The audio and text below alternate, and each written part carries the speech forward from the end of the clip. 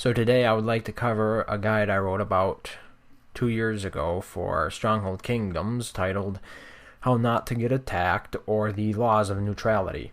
It's possible to play Stronghold Kingdoms in peace as a neutral, but there are some do's and don'ts that you need to learn and remember to ensure people leave you alone, or to mitigate the chances of them attacking you for seemingly no reason. So, how to remain 100% neutral? War is not for everyone. Reading the following bulleted list will give you a comprehensive rundown on what you can do to reduce your chances of being attacked as a neutral player. Remember, the best method of discouraging attacks is to have a fully fortified castle with at least 350 archers on the walls. So what is the meaning of neutrality? Well, by the dictionary definition, it's the state of being neutral, or the policy or status of a nation that does not participate in a war between other nations. This is directly applicable to the houses and factions of Stronghold Kingdoms. There have been many discussions lately on the meaning of neutrality. The second definition above has the most bearing on these discussions, as it is the influence or interference of a neutral party that has a defined impact on the glory-seeking house's war effort. For the most part, neutrality should allow players to remain exempt from the violence of war. It is in the controlling house's best interest to treat the neutrals in their areas with respect. However, this kindness has not always been reciprocated, and it should not be assumed that it comes without a cost. Neutrality comes with its own responsibilities.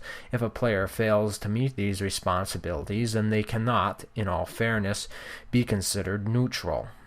These responsibilities are as follows. 1. A neutral player must never, by means of monks or fair votes, displace the house steward from office without first obtaining permission from the steward's faction general or officers, or exhausting any and all diplomatic alternatives within reason. 2. A neutral player may never use their armies in actions against other houses in the glory race. To do so is an obvious breach of neutrality.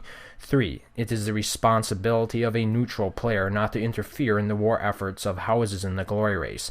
This includes but is not limited to active support of either side with monks or supplies. 4. When a neutral player provides goods to a warring house, they are in fact assisting in that house's war effort. 5. When a neutral player sends monks in support of a warring house's village or parish, they are assisting in that war effort. This is a conscious action that immediately makes that neutral an enemy. The only exception to this is if the monks are curing disease. 6. When a neutral player acts as a vassal to a housed warring player, they are in fact assisting that player in the war. However, vassals may be unaware of their offense. If at all possible, the vassal should be given written notice and time to drop their liege lord before action is taken against them, preferably 24 hours in advance. 7. Neutrals may hold parishes. However, they may not hold counties, provinces, or countries. When a neutral player holds a county, province, or country, they are restricting the ability to control important armies and glory points, and so in turn they are influencing the wars. 8. Parishes held by neutral players should support the current sheriff by voting, unless that county is under invasion, in which case neutral stewards should hold their votes until the controlling house majority is again established. 9. When a parish that is held by one house is conquered by another house, and then a neutral faction or player claims ownership of that parish after the original owners were ousted, then that neutral player or faction is in fact acting against the conqueror's war effort. And so ends the list of responsibilities compiled by several leading figures in UK World I. Now, in conclusion, neutral players have their place, and they are a very important part of the game. It should be an accepted reality that players in this game should have a right to remain neutral and therefore safe from wars. However, safety has its price. Neutrality must be a strictly enforced code of non-interference. To break this code would result in a loss of neutrality.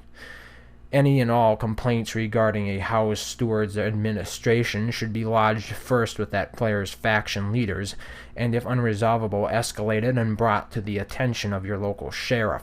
Under no circumstances should you vote the contested sheriff out unless you want to be denounced as a neutral and targeted by the faction house of the steward you displaced. Thank you very much for listening, and until next time, farewell.